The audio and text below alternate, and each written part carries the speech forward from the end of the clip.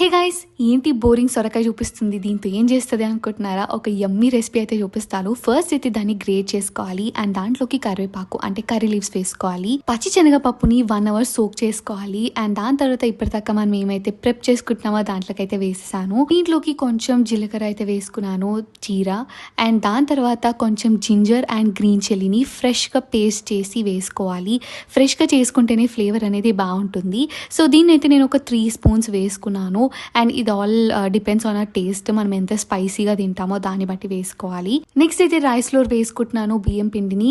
And ఇది water అయితే add చేయాల్సిన అవసరం లేదు ఈ మిక్చర్లోకి, ఎందుకంటే బాటిల్ గార్డ్కి కొంచెం వాటర్ అనేది ఉంటుంది కాబట్టి ఆ వాటర్ అనేది సరిపోతుంది.